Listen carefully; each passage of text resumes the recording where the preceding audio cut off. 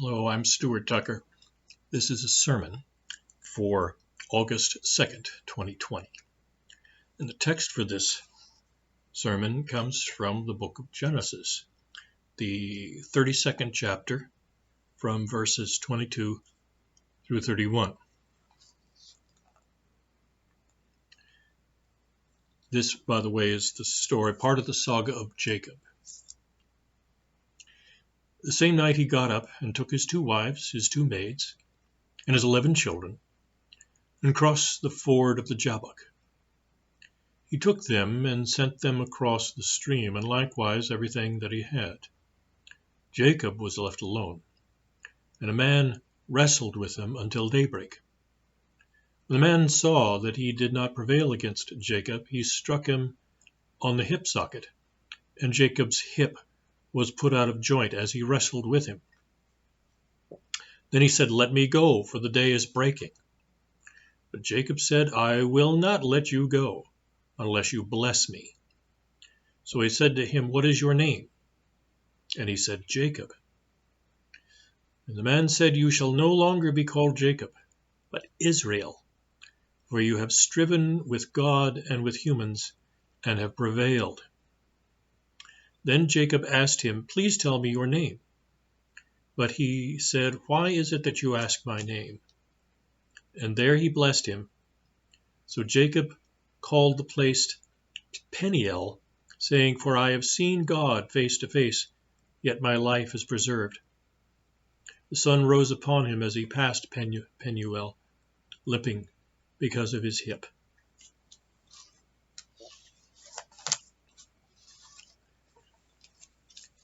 Like most folks, probably, I'm a fan of movies. And one characteristic that I can think of all of my movies that are my favorites is they all have interesting villains.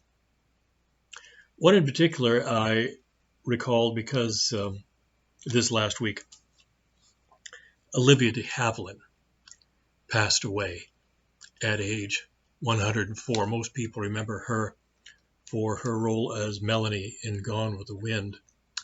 But I'm particularly taken with her because she played Maid Marian in The Adventures of Robin Hood, one of my favorite films. I think it was made back in 1939. And what made this a perfect movie for me was the unholy trinity of the 3 villains in the story. Prince John, Guy of Gisborne, and the Sheriff of Nottingham. The effete, sly, sneaky Prince John, the violent and twisted Guy of Gisborne, played by Basil Rathbone, and Prince John was Claude Rains. I don't know who played Sheriff of Nottingham, but he was a complete buffoon. But the 3 together made this perfect composite villain. It wouldn't have been interesting at all with just Errol Flynn, just leaping around as a Robin Hood. That's what made it a great movie. These flawed, dark characters. In the Bible, there are a number of characters. If they're not outright villains, they show their humanity, their light and dark sides, and nobody represents this better than the figure of Jacob. His selfish, conniving ways could have easily made him a villain. He cheated his own brother out of the family inheritance. He tricked his father Isaac into giving him the blessing that was supposed to be reserved for the oldest son. Eventually, all of Jacob's low-down ways forced him to run away from home or be killed by his angry brother Esau. But Jacob, because he was such a schemer, was able to fend for himself. He conned his wife's father out of many herds and flocks. After 20 years, he wore out his welcome with his in-laws, and he was forced to go back home. That meant facing his brother. Jacob had no idea whether Esau would still be holding a grudge or whether he would welcome him. Jacob slept alone the night before the expected meeting. During the night, he was attacked by a lone assailant. They wrestled until it was almost daybreak. At first, Jacob thought he would win, but a low blow from the stranger dislocated Jacob's leg. And now all he could do was hang on. Obviously, his devious tricks, which he used on his family, would do him no good here. Here was someone that Jacob could not flatter, bribe, or outfox, because his opponent was God. As the day began to break, Jacob's divine opponent told Jacob to let him go. But Jacob said, "I will not let you go unless you bless me." This, as I said before, was not the first time Jacob asked for a blessing. First time was with Jacob's father Isaac. Jacob tricked Isaac out of giving him the blessing that rightfully belonged to Esau. But this time there was no trickery involved. That sort of thing would not have worked here. The thief was now a beggar man. For the first time in his life, Jacob was forced to beg for something. You cannot force, buy, or trick your way into receiving God's love, but it can be asked for. The stranger asked Jacob, "What is your name?" And he said, "Jacob." Then he said, "Your name shall no more be Jacob, but Israel, for you have wrestled with God and with humans and have prevailed." In Hebrew, Israel means one who strives with God. So Jacob received the blessing he asked for. Not like the blessing that he tricked out of his father. Isaac's blessing gave Jacob wealth and power, but it came with guilt and fear because it was gained by deceit. This new blessing meant a new self. His new name was a sign of a new birth, and he was allowed to start anew. His old name, Jacob, which in Hebrew means the supplanter, branded him in his relationships with people and with even his own family as a thief and a deceiver. His new name, Israel, marked him by his relationship with God. The remarkable thing about the story of Jacob is not that a man successfully wrestled with God and survived. The remarkable thing is the kind of man Jacob was. We assume that God would only choose the kind of person to use as his instrument on earth as the heroic type, pale, proper, saintly types. These are the kind of people we imagine have encounters with God. And yet here was Jacob, a liar, a cheat, a con artist, who betrayed his own family, and yet God chose Jacob. Even though Jacob was a habitual sinner, God made him and his descendants a blessing to all people. It was through this shady character that God kept the promise to create a chosen people. We know those people by the name that God gave Jacob that night, Israel. God worked his salvation history through a people whose name means one who strives with God. Faith, it seems, is always born out of struggle. Throughout its history, the nation of Israel struggled between faith and unfaith.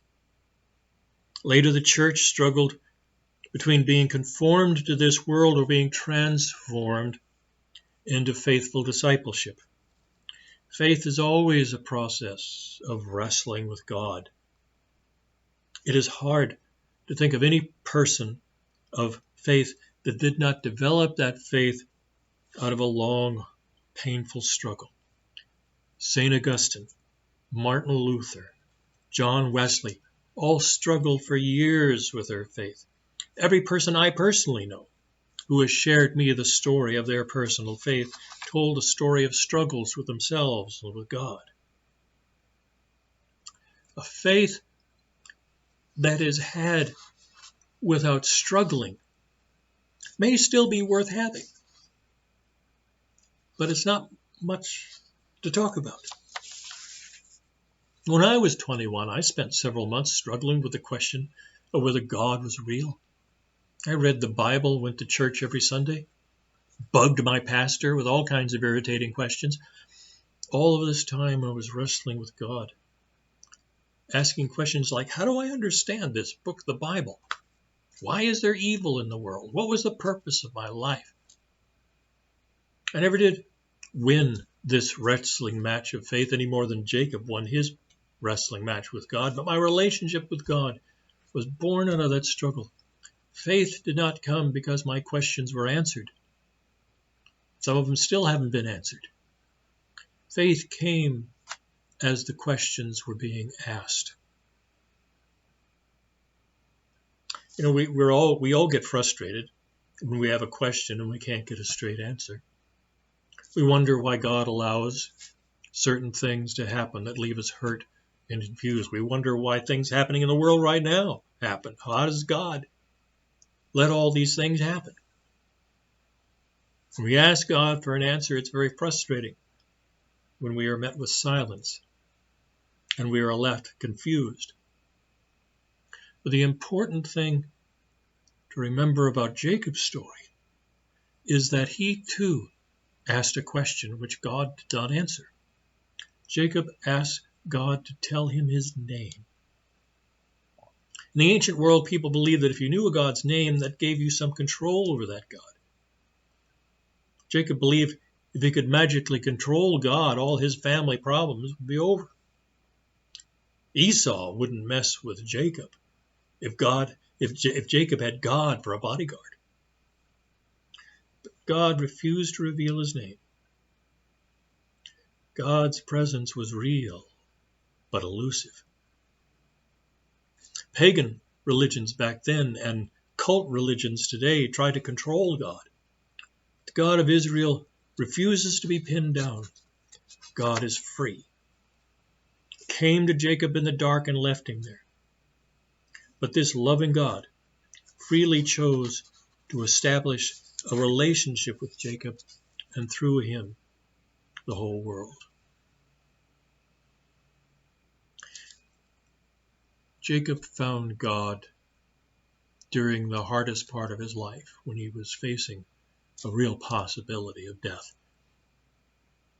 I don't know any person that's ever encountered God during times of ease and prosperity and good health.